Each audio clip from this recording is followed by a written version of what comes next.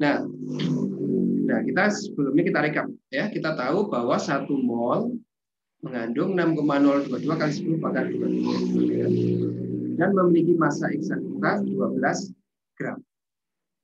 Salah ini kita hitungannya ya. Ini 12, maaf. Definisi dalam 12 gram ya. Kita salah menghitung nih. Ini bukan 1 gram, ini 12 gram. Ya. 12 gram. Maka kalau satu atom berapa? Ya 12 dibagi 6,02. Oke, 12 kalinya ini. Ini kita koreksi ya. 12 kalinya. Berapa itu 12 kalinya? 12 kali 1,6 berapa tadi? Oke, kita kalikan 1,44. 1,99, Pak. Oh iya, 1,99. Bisa 1,993 kali 10 berpangkat minus 23. 23 kilogram. Ya, jadi satu atom karbon ini beratnya 1,993 kali 10 pangkat minus 23 kilogram. Nah, kalau satu EMU adalah 1/12-nya. Jadi tadi kira-kira 1,661 kali 1,66 kali 10 pangkat minus 24. Ya. Ini kira-kira harus seberat proton atau neutron. Ya. Proton kan 1,667. Oke. Atau berapa? Kira-kira beratnya segitu. Ya.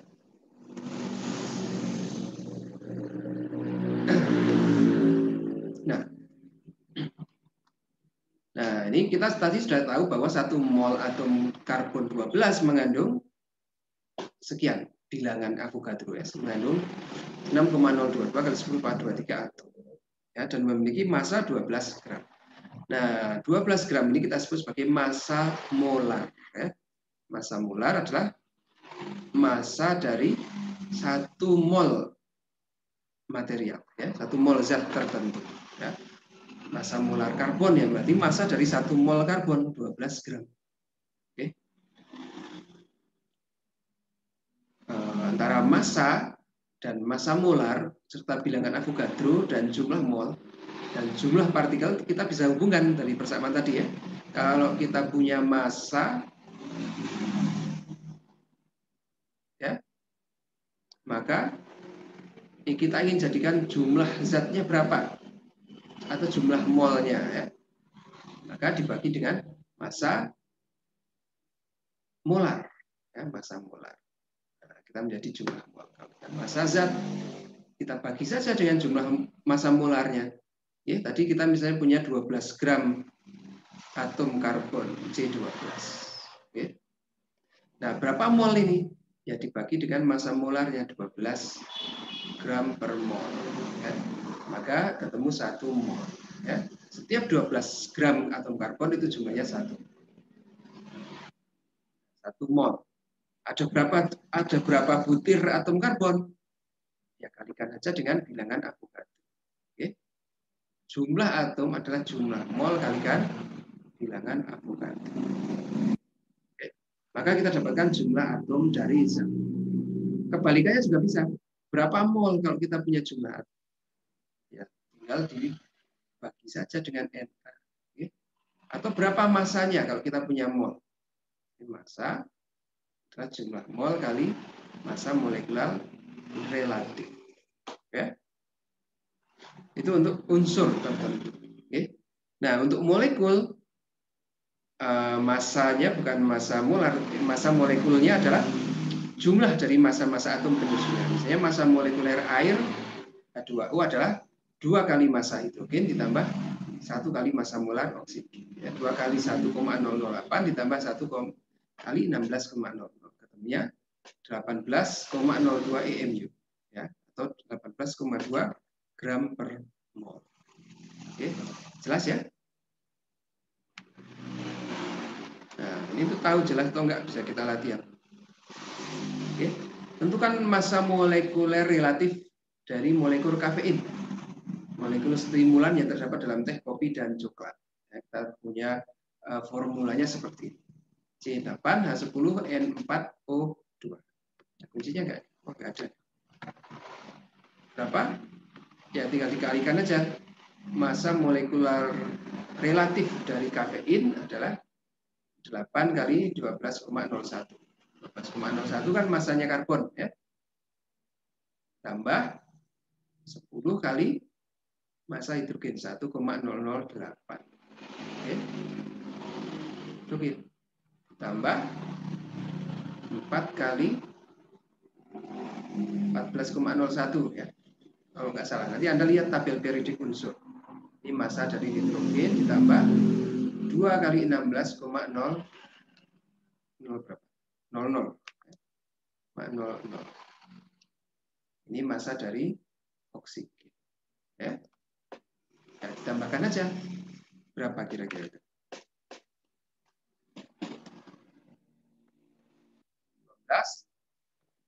12,01 dan 8.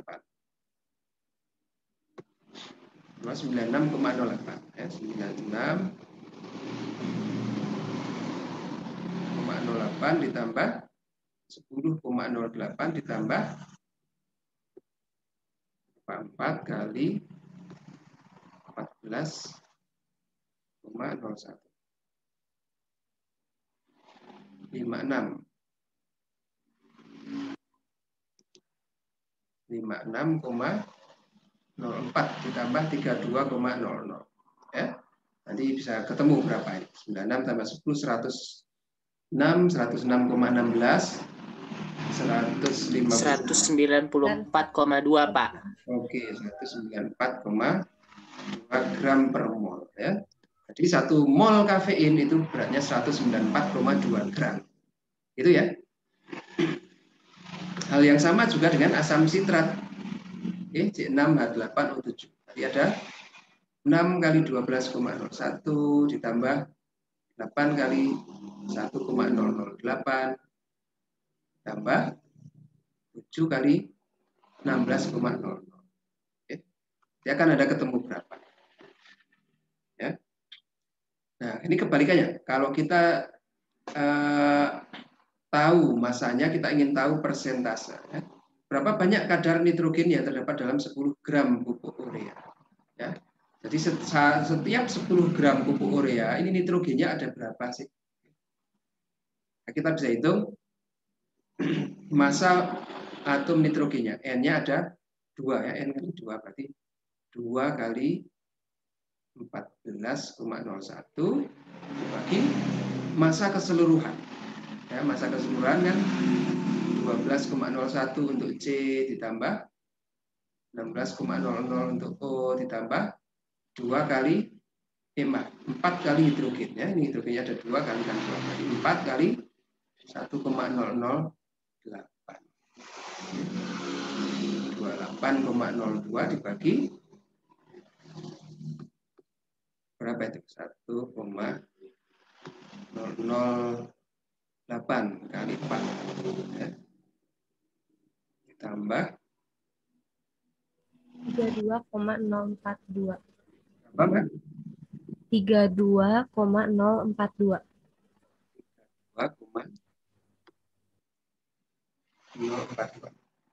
32,042. 042. Nah, ini berapa? Berapa persen berarti massa nitrogennya dari sini? 28. Maaf, ini kurang nitrogen. Nitrogennya juga ditambahkan. Nitrogennya ada 2 kali 14,01. Ya. Nanti tadi 32 ditambah 28,02. 60,062 Pak. 60,062. 062. Ya. Nah, ini persentase, berarti kadarnya ada sekian kali 10 gram. Ya, kali 10 gram. Ada berapa nih kira-kira?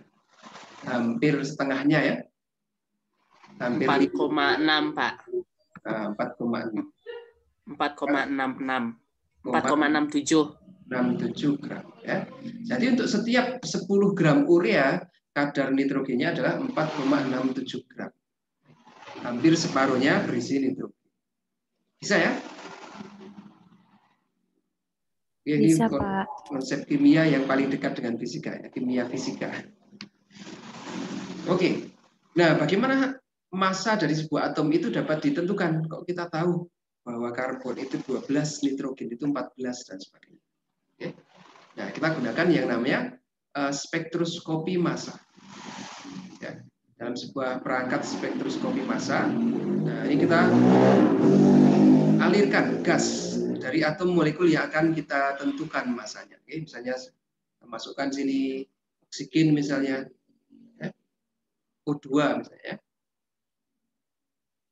Kemudian setelah dilewatkan dengan dibombardir dengan berkas elektron. Nah, jadi ada filamen. Nah, ini elektron kan mengalir sebagai arus listrik kan aliran elektron ya. Panas di sini.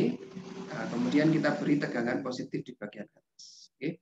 Maka sebagian elektron akan terlepas dan terakselerasi ke atas ya. Nah, dalam perjalanannya ke atas dia menumbuk atom oksigen misalnya ya. Ditumbuk oleh atom. Oke. Sehingga mungkin salah satu dari elektron di atom oksigen ini juga terlepas, ya, elektronnya terlepas. Oke, maka dia menjadi bermuatan O2+. Misalnya seperti itu ya. Nah, menjadi bermuatan positif dengan nilai massa terhadap muatan tertentu M/E ya. Nah, massa M/E-nya berapa? Oke. Nah, ion-ion ini kemudian dipercepat lagi dengan anoda. Tadi ion yang setelah dibombardir tadi, oke, di sini dipercepat dengan anoda negatif, ya. Nah, berarti ini juga dipercepat lagi dengan negatif, oke. Nah, kemudian dia akan memiliki kecepatan tertentu, V tertentu, ya. Nah, kemudian terakhir dilewatkan sebuah medan magnet. Kita belum belajar di fisika dasar 2 ya, ada B. Nah, tapi Anda sudah mengenal harusnya di sekolah menengah ya. Nanti akan menghasilkan gaya magnet, gaya Lorentz ya. Berapa besarnya? Q sebanding dengan muatan kali kecepatannya cross product dengan B. Ya. BQV sin theta. Nah, sin adalah sudut antara V dengan B. Theta adalah sudut antara V dengan B. Ya. Maka dia akan berbelok. Nah, ini berbelok di tertentu. Ini berdasarkan M/E, berdasarkan Q. Ya, muatannya berapa. Oke, misalkan muatannya akan berbelok di mana. Jari-jarinya nanti akan ketahuan. Ini kan berarti seperti mv kuadrat per R ya. Oke, bahwa BQV ini sama dengan gaya sentripetal. Maka kita bisa hubungkan keduanya ini. Maka kalau kita tahu V-nya, kita tahu radiusnya bisa diukur di sini ya. Radius dari kurvaturnya ini berapa? Belokannya ini. R-nya berapa? V-nya berapa? Nah, maka kita bisa mengetahui M/Q ya, atau M/E, massa terhadap muatan. Rasio antara massa terhadap muatan. Oke. Nah, ion tadi ini dipercepat oleh medan listrik sehingga memiliki kecepatan tertentu. Kemudian melewati medan magnet tertentu sehingga lintasan ion dibelokkan, didistribusikan dengan radius tertentu dan dideteksi oleh detektor. Oke. Nah, ini ada namanya velocity selector. Velocity selector. Velocity selector terdiri dari medan listrik dan medan magnet yang saling tegak lurus. Oke, ini gambarnya di sini nih, velocity selector. Ini ada medan listrik keluar dari positif masuk ke negatif. Oke. Kalau ada muatan positif bergerak di medan listrik, maka dia akan gerakannya bagaimana? Seperti ini ya, berbelok ke arah negatif nih. Karena positif tertarik dengan negatif dan tertolak oleh positif. Itu efek dari medan listrik.